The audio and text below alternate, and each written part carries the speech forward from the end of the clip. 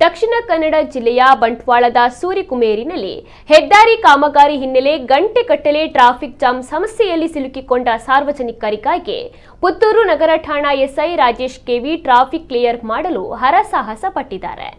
ಬಿಸಿ road ಅಡ್ಡಹೊಳೆವರೆಗೆ ಚತುಷ್ಪಥ ಕಾಮಗಾರಿ ನಡೀತಾ ಇದ್ದು, ಬಿಸಿ ರೋಡಿನಿಂದ ಮಾಣಿವರೆಗೆ ರಸ್ತೆ ಕಾಮಗಾರಿ ಭರದಿಂದ ಸಾಗ್ತಾ ಇದೆ. ಆದರೂ ಸಂಚಾರಕ್ಕೆ ಮಾತ್ರ ಅಡಚಣೆಯಾಗುವ ಪ್ರಸಂಗಗಳು ಅನೇಕ ಬಾರಿ ಪುನರಾವರ್ತನೆ ಆಗ್ತಾ ಇದೆ.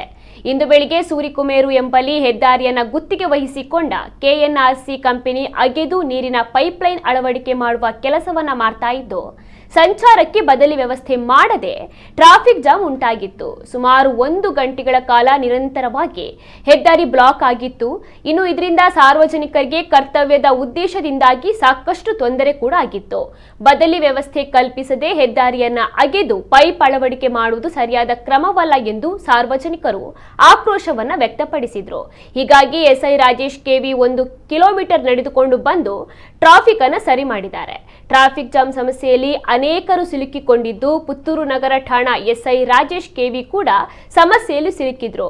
ಇನ್ನು ಕ್ರೈಮ್ ಮೀಟಿಂಗಿಗೆ ಮಂಗಳೂರು ಕಡೆ ಹೊರಟಿದ್ದ ಎಸ್ಐ ರಾಜೇಶ್ ಅವರು ಮಾಣಿ ಸಮೀಪದ ಬದಿಗುಡ್ಡೆ ಕ್ರಾಸ್ ಪೆಟ್ರೋಲ್ ಪಂಪ್ ಎಂಬಲ್ಲಿ ಟ್ರಾಫಿಕ್ ಜಾಮ್ನಲ್ಲಿ ಸಿಲುಕಿದ್ರು. ಕಾದು ಕಾದು ಸುಸ್ತಾದ ಎಸ್ಐ ಅವರು ಕೊನೆಗೆ ಜೀಪಿನಿಂದ ಇಳಿದು ಸಿಬ್ಬಂದಿ ಜೊತೆ ಅಲ್ಲಿಂದ ದಾಸಕೋಡಿವರೆಗೂ ನಡೆದುಕೊಂಡು ಬಂದು ಟ್ರಾಫಿಕ್ ಕ್ಲಿಯರ್ ಮಾಡಿದ್ರು. ಇದೇ ಸಂದರ್ಭ ರಾತ್ರಿ ವೇಳೆ ನಡೆಯಬೇಕಾಗಿದ್ದ ಕಾಮಗಾರಿಯನ್ನ ಹಗಲು ಹೊತ್ತಿಗೆ, ಅದರಲ್ಲೂ ಟ್ರಾಫಿಕ್ ಬ್ಯುಸಿ ಇರುವ ಹೆದ್ದಾರಿಯಲ್ಲಿ ಸಂಪೂರ್ಣ ರಸ್ತೆಯನ್ನ ಅಗೆದು ಹಾಕಿ ಆ ಬಳಿಕ ಪೈಪ್ ಅಳವಡಿಕೆ ಮಾಡುವುದು ಸರಿನಾ?